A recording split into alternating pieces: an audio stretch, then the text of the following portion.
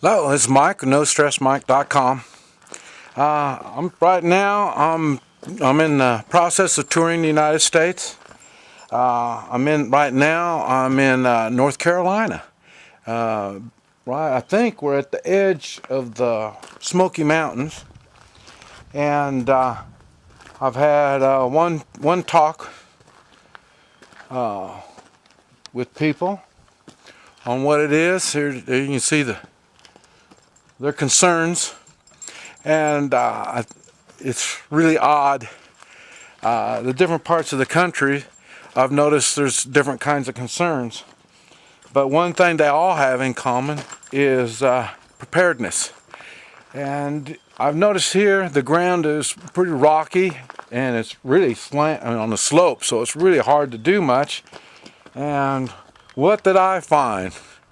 Right here, they're gardening. They just put this up so they can start doing their gardening, and this is what we talked about before. And it's funny, one of the things I mentioned to them was the three-man militia in gardening. And so here's already one family that already knows about the gardening, and what they need to do is share that knowledge with other families in the area. But like you say, the terrain is real hilly. The one good thing is there's lots of logging roads. But other than that, it's awful steep. I'm really shocked how steep these mountains are. I'm coming from Guatemala, so these mountains are about half the size of Guatemala, but still, they're awful steep. Lots of trees in there. Another thing I've noticed, and I've talked to them, and that was about getting mules. In this particular area, everybody's got their four-wheelers and their four-wheel drives and stuff like that. But all these areas, you can see once you get up in these hills, it's going to be hard to get anybody out of these hills. And the way to do it, the way to patrol these hills, and the way to get around would be on a mule. And so that's one of the important things that they're really lacking here. I'm really shocked that they don't have any mules. I don't really know. I don't think they're going to have the fuel. The price of the fuel and stuff costs more here. So I'm shocked that they didn't think about using mules. And here as you can see, they've got goats.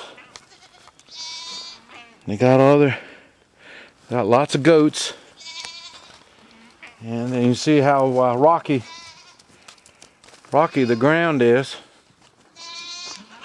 But it's really beautiful here. It really is.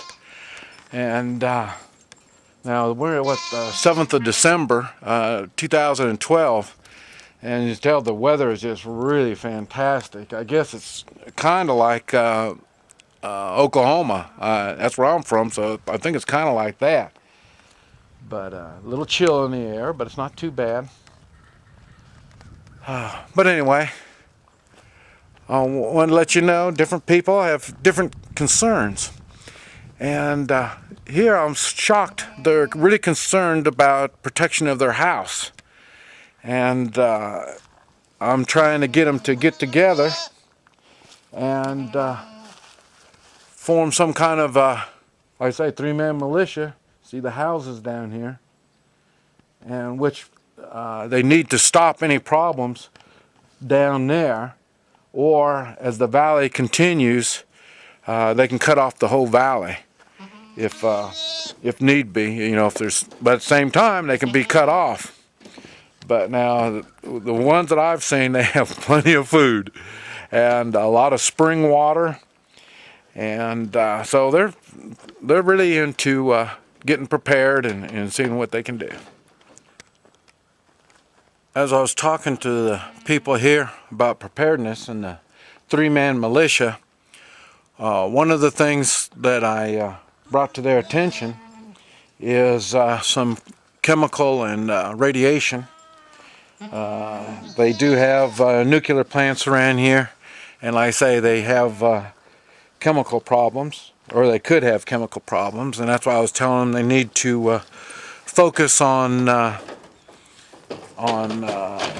three-man militia that knows something about chemicals or radiation, and have a hazmat suit, because at the same time they could use that hazmat suit as a way to put question in people's safety when you come driving up and everybody running around is wearing hazmat suits. I think you'd try to figure out maybe you don't need to be in this area. So this is one of the things that I've told them they need to do to protect their area. Now here in North Carolina, the mindset is preparedness. I was really kind of shocked how many of the people are really involved in this. Their main problem is getting coordinated with each other and trying to, like I say, they're so independent. They want to be independent to themselves, and they're not understanding how they need others to help them get through bad situations. Even though they're not, just like Oklahoma, they do care for each other, they do take care of each other. But like I say, it's getting people to work with you is the main reason why I came up with the three-man militia idea. It's a lot easier to get two others to work with you and learn new things than it would be to try to get a group together. Now I will be talking, I've already talked to one group, and here tomorrow I'll be talking to another group. It'll probably be between 20 and 50 will be there. And and it's what it is, just giving them what an outsider's view of the situation, and give them some other ideas that they never thought of. And so far, my trip here has been quite lucrative. Everybody's been really interested in what I have to share. But it's a beautiful country, and everybody seems to be out in the middle of nowhere. Like I say, it's really strange being so far away from everybody. Like I say, right back to my cell phone doesn't work out here too. So it's a way out, but it's a lifestyle that would be easy to get used to. But I say we need each other to get through all this mess.